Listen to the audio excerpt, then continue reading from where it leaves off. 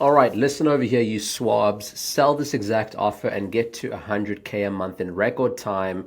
Why? Because I've done it. Because over the last 11 years, I've been running my agency, scaled it to $2.5 million a year, and exited. So if you listen to what I'm going to share with you, literally to the T, I'm guaranteeing that you will be successful. This video is not about tactics that are just going to make you rich quickly. Instead, I'm going to walk you through the principles of offers that convert and will continue to convert for years to come. So check this video out. So let's buckle up and get rocking. I want to say that Facebook ads are one of the most reliable ways to consistently close more clients. The reason being that with organic, it just takes time to build up that base of viewership and credibility and trust that over time will create that trickle effect. So for me, organic is a long-term play. Now, cold outreach, it is a bit more of a short-term play, but to scale cold outreach successfully is complex, cumbersome, and can be a pain in the ass. Because oftentimes to scale with cold, you have to add more of your outreach. It only makes sense, right? You got to do more phone calls,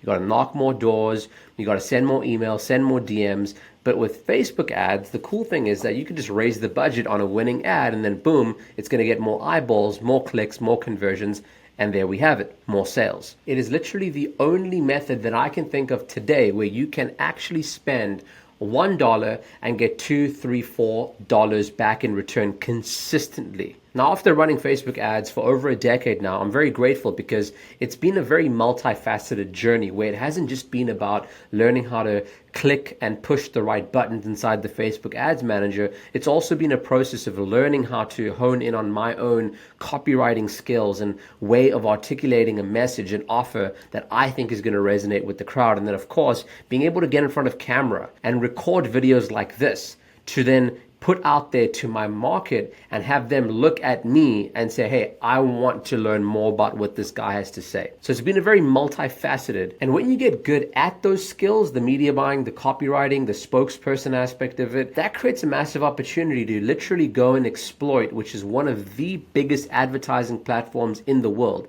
And guess what? Advertising on Facebook has become much easier than it's ever been. And it's purely because there are so many eyeballs on Facebook today that Meta has said, you know what? We want to make it easier for more advertisers to spend their money. So we're going to take the guesswork out of all the targeting and all the audience stuff. And we're going to make sure all you have to do is come with a raw asset, which will literally be in the future, very, very soon, could just be an image of your product or a video of your product, and they will figure the rest out. Right now, at least, if you just give them some basic copy, some basic headline, some video that is semi well edited, they will actually be able to give you more variations and suggestions so that you can actually take your marketing efforts to the next level and stand the highest chance of getting conversions. And what's cool about all this is that you can track every single part of your customer's journey, whereas before with radio ads, TV ads, billboard ads, still to this day, you can't really tell at what stage of the buyer's journey people are, why they come in, when they click through, because it's all based on impressions, and then people pick up the phone and call oftentimes, or they'll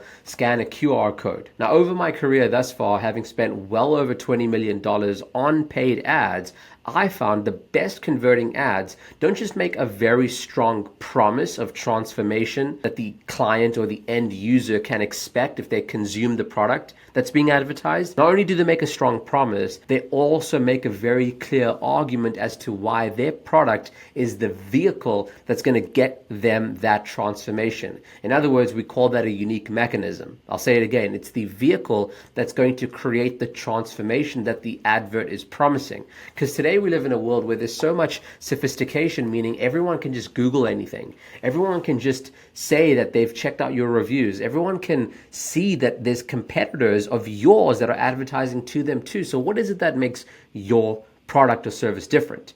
And that's going to be the unique mechanism. So that is some proprietary method or blueprint or system or protocol that you've created that is unique to you, that they can't just Google and find. They have to actually go through and learn more about you, consume your content, buy your product to receive the benefits of that mechanism, and then therefore get to the outcome that they've been promised. And a unique mechanism oftentimes is paired with a promise that's large and bold, believable, and is backed up by your best and greatest results. You can't sit over here and say, hey, I'm going to make you $100 million if you've only ever made someone $1 million. Or you can't sit over here and say, hey, I'm going to get you, 300 leads a month when you've only ever gotten someone, say, 58 leads a month. You have to be able to back that promise for it to be believable. Now, you could lie, of course, but oftentimes there's an element that I found that my energy changes. My energy changes greatly when I'm backing a promise that I know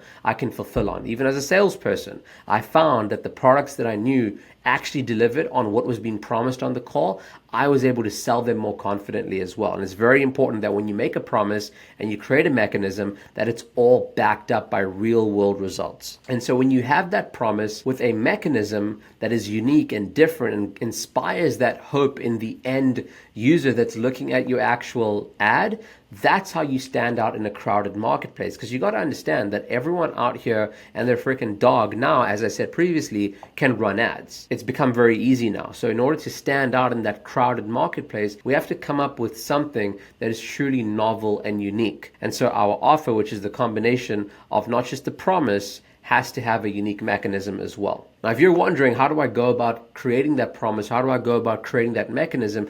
You have to understand one thing and one thing better than anyone else in your marketplace. And that's going to be the psychology of your ideal customer. You see, because you're competing with everyone, not just in your direct area of business targeting that niche, but also other complementary products targeting that niche. Meaning that there are multiple people competing for your prospects' eyeballs, their attention, their clicks. And so you have to understand what they truly desire. Out of all the hierarchy of things that they could want in their life, how can you fulfill the one that is at the absolute apex of that? And oftentimes I say this a lot to my clients, to my students, that as a B2B business, a business that sells to other businesses, you're in the business of making that business money. So your promise should be as close as possible to promising hard, cold cash. Again, if that's something you are able to prove and back up with your own numbers and stats, because you don't want to lie about that. And when you're able to do that, paired with being able to articulate their problems and pain points and frustrations and fears and worries, anxieties, the things as it relates to your product that they have concerns about, if you're able to address that in your advertisements in a way that they themselves would articulate it or think about it,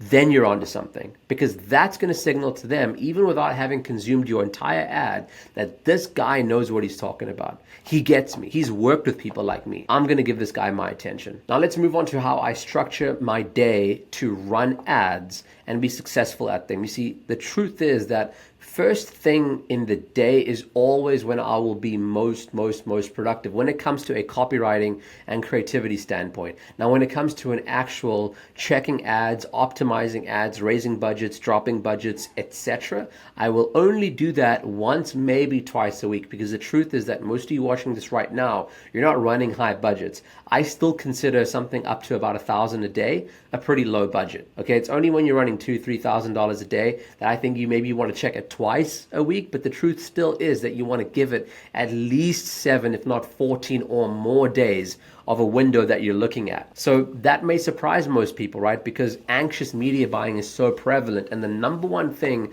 that I've done in my career that's allowed me to profitably generate $100 million and more for myself and my clients included has been patience. Okay, I'm a very patient person. When it comes to media buying, I believe in my ads, I believe in my copy, I believe in my creative, I believe in myself. And so when I launch something, and even if I don't see the results going well right away, or even in the last 7 days, and it's done well before, I'll just let it ride without having changed anything. And oftentimes, it will jump back into KPI because things are not linear in the world of ads. Okay, you will see on a micro level this on the graph, but at a long enough time horizon, you'll see it be smooth and it'll be scaling upwards and it'll be going well. So you have to learn patience. And how I spend my dollars on Facebook ads is pretty simple. I'll put about 70%, if not 80% of my budget on what I call winners. Okay, if you've got some account history and you know which ads have been able to generate 20, 30, 40 conversions for you in the past, you want to keep running your ads to those. you want to keep putting your budget on those ads because those are what you would call workhorses. They are less likely to fail, less likely to fatigue, less likely to disappoint, and most likely to continue to convert. So why would you put your money on anything else, especially tests? Okay, so 70% of your budget goes there. The next 20% of the budget will go on aggressively iterating on what's already working. So you will try to find some change in that ad that's already working, that's getting 80% of your budget. You will try to iterate that in such a way that it tries to get a lift. In other words, try to beat the control is what we say in the world of advertising. That's where the next 20% of your budget goes. And then a measly 10% is for what? Big swings. Only 10% of my budget. And that may surprise a lot of people because truthfully, a lot of people put like 70% of their budget on the big swings and they try to find this ad that just knocks it out the park. That would literally be like putting your money in crypto on a freaking meme coin and then expecting it to 100x. The chances of that happening is very, very low. And so it's a risky strategy. Put only 10% of your budget on big swings. And then over time, with enough testing on big swings, because you got to be patient, one will stick and it'll give you some big results, but you can't bank on that. Now with Facebook ads, if you do this right, the way that I've suggested to you thus far in this video, you could find winning ads within days. Okay, I've seen it so many times where one of my students came to me, their ads were tanking, they weren't doing well, and as soon as we put together either a new VSL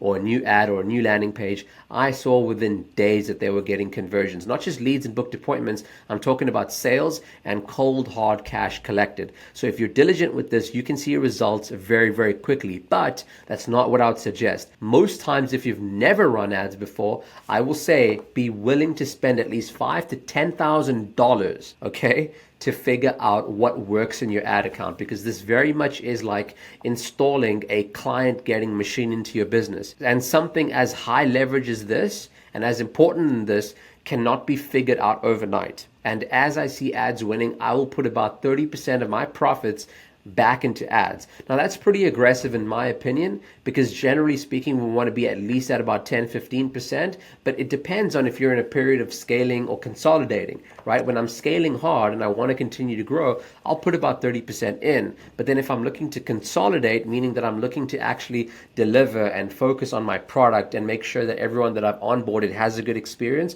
I'll dial back, but I'll never ever turn it off. I will always keep that client wheel going to acquire new people, because you never know what's going to happen in business and you want to make sure you diversify your actual client base. I've learned this far too many times after ads were doing well that I turned them off and then I couldn't get them back into KPI, because there's a certain amount of momentum that gets going, and then when it's lost, it's not just lost because the ads are turned on, then you can turn them back on and get the momentum. There's a certain mindset shift that also happens. So do not turn your ads off completely ever, and reinvest at least 10% back of your profits into advertising. And it's through this reinvesting principle that I've been able to close 15, 20 plus clients every single month by consistently keeping my sales team's calendars packed with booked appointments that are coming from successful ads. And if you apply everything I've shared with you in this video, my promise to you is that you will also succeed in the world of paid ads. I hope this is helpful.